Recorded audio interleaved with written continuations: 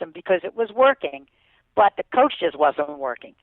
And so that's why I say you really need to understand the game in depth, because the nuances are very, very hard to find.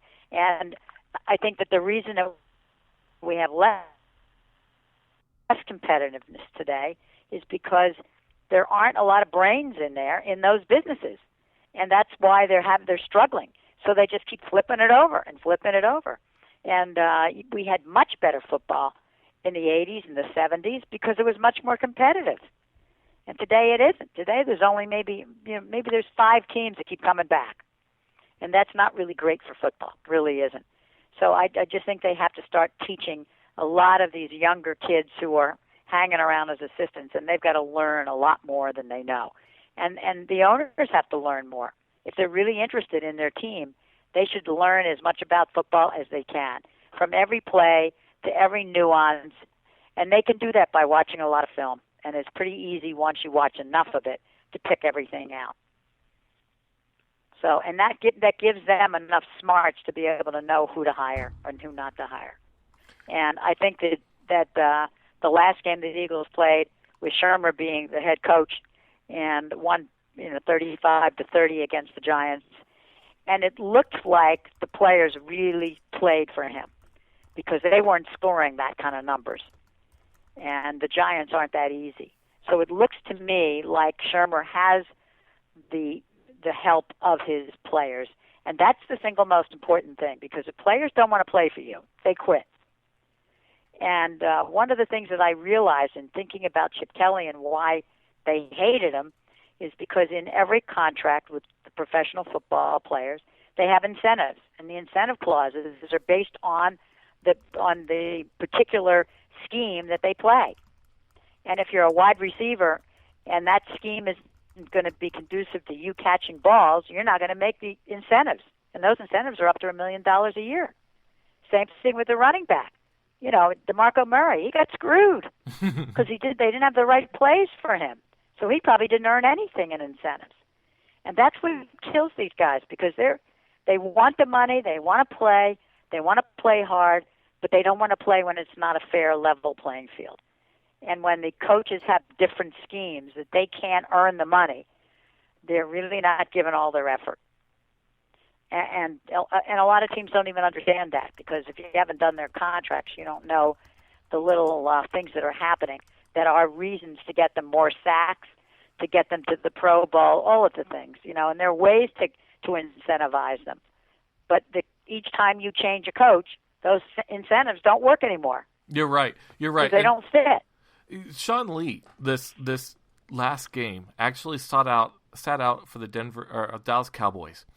He was supposed to make $2 million more if he played that, and he actually said, hey, look, I could go out there, but it's probably not best for the team. And so he basically left $2 million on the table. As a GM and a former GM, do you do one of these like little under-the-table little deals? I know the salary cap's in place and you really can't do too much, but do you maybe split the difference with them in these cases? He was looking at what was best for the team overall, and they gave him the choice of whether or not he was going to play or not play. These incentive-laden contracts really do kind of put a team, as far as their fairness level, on their back foot. What would you do in a case like Sean Lee was faced with? Well, what we did was we just charted it. We charted every possible word that they scored and points that they did that were part of the incentives. And each year you keep upgrading it and keep changing it. And as a result of that, you keep making it a little bit easier for them, a little bit better for them, a little bit more incentive for them. And you can do it with a new contract, but you can't do anything under the table. It's not. You cannot do that. You've got, because all the contracts in the NFL go to the NFL office. They get studied back and forth to make sure there's nothing in there that doesn't fit their criteria. So you can't play those games. I mean, some people may, but I never saw it in our team, and it's way too dangerous to do that. And I just think that because football's an evolving game, it just is really evolving. Just not only just the new rules, but a whole lot of other things. And it's a complicated business, although it doesn't seem like it is. It's very complicated. Matt? I think there you go. Yeah. No, I'm here.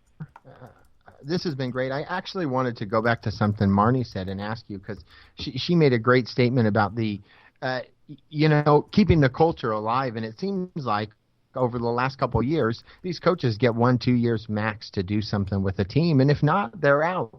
Do they even have enough time to create a culture? And is this just a trend that we're going to see continue, where coaches get 1 or 2 years and they're gone? Because we don't see a lot of teams even giving coaches long enough time unless they win immediately to create that kind of culture. Well, the rule was in the 80s when I was involved is when you hire a new coach, be prepared for 3 years of miserable football. Be prepared for it.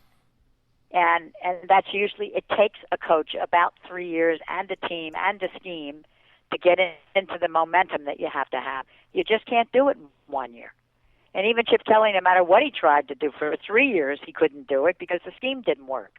But and that's when somebody gets fired. If no matter what they do, and they're very stubborn about what they want to play and how they want to play, and they're not making any headway, then that guy's got to go. But they do try to give them at least 3 years. That seems to be logical. But the fans can turn on you really fast. So when they do, there's a lot of pressure on the ownership. And so they can't take the pressure, so they go, oh, the hell with it, we'll hire a new coach. I have a question. And that's what goes on now, because they don't want to be booed. They don't want anything thrown at them like I got. I bet. And that's kind of where my next question I was actually... a beer can girl. I used to get beer cans thrown at me. Too. Yes, social media has probably got to be one of the worst elements for poor coaches and NFL GMs. And, people discredit the fact that Black Monday is not just for coaches, but it's also for NFL GMs.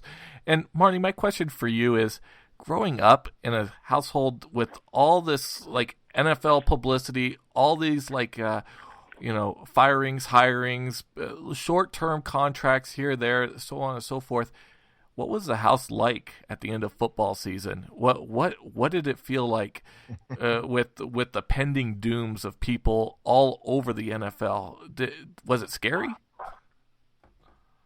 Well, it was scary. There were many things about it that, obviously, look, the positives certainly outweighed the negatives. So I was in an incredible position to, experience a tremendous amount of things that most people do not get to have. So, but that being said, when truthfully, during the school year, I missed a tremendous amount of school because going to school on a Monday after a brutal loss was traumatizing, because no matter what, I took it very personally, the wins, the losses, all of it. But, obviously, these are people that are friends of the family that, you see it, maybe a Super Bowl, or you see them at a, whatever it is, a certain event or a game, or you go to those cities, and they were very gracious to me and my family. And then suddenly for them to be gone, it becomes something where, you don't ever really get used to it. But, I think that the way that, my grandfather would always say, civility is not a sign of weakness. And the way that certain owners and certain people treated the employees, whether it was providing them with, turkeys for Thanksgiving or providing them with opportunities to be with their family, that certainly is how an owner operates. It's, top down all the way. And then in other, environments, other executives and GMs and coaches were really on you could see it in their, in their expressions, and even in their coaching, they were on a very short leash. And obviously, when people lose jobs, it's never that pleasant. And I know that my grandfather really always tried to find, certainly he and my mother always tried to find whatever it was, the reason to keep somebody, not the reason to get rid of somebody, and to give them the tools to make it work and to see how they could continue to make it work, rather than being, very impulsive and quixotic and just saying, you know what, you got to go. And obviously there's always, certain things about it that might, be the right decision. However, when people lose their jobs and after the season or before the Super Bowl, it was always, there's a lot of turmoil and upheaval, and I know that my mom's phone would be ringing. This was before cell phones, would be ringing a lot. Because she would try to help everybody. To get people jobs, and they knew that Leonard. Well, also in the '80s, we didn't have free agency, which makes the big difference. Free agency takes these guys away, and they so they they go to the highest bidder. Most of them. So it's very different today than it was in the '80s, where you didn't have the ability to have free agency. You could just go and sell your wares. And I think it's really not a great thing. It's maybe great for the players, but it's not great for football.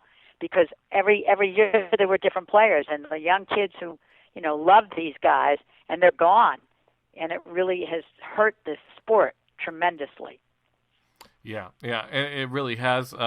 Free agency and the money of it all has been both a double-edged sword. It's been brought a lot of popularity to the sport, but at the same time has really hurt a lot of the aspects of the camaraderie and the closeness and the storybooks that we once had in the earlier years. Ladies, I am so sorry, but we are out of time, and we have another show coming in, and they're setting up right around me, and I have to close up. You guys are tremendous guests. We love you to death, and we're hoping. It's great to have you both on the show. We look forward to having you next week. If you're still interested, we want to hear more about what you have to say, because my belief is that Marvin Lewis will be let go if he loses another first round playoff game, and I'd like to hear what you think about that next week. All righty. Okay. Well, you guys have a great week, and let's watch the playoffs. Thank you so much. Take care, and we'll be in touch. We appreciate it very much. All right. Happy New Year. Yes. Thank you. Okay. Thank you. All right. Bye, guys. Bye-bye. Bye. Okay, that was Marnie Schnieder and Susan T. Spencer, the former GM of the Philadelphia Eagles. We are so honored to have them, but we have to let everybody go as we have run out of time yet again. We don't have time for Name That Year, as we have gone way over. But with that, I'm Nash. And I'm Matt. And you're listening to NFL Talk. Have a nice night. That was NFL Talk Late Night from Jock Journal with the biggest morons in the country. If you aren't asleep already, it might be time to get to bed. However, I'm sure most of you are still looking for me on AshleyMadison.com.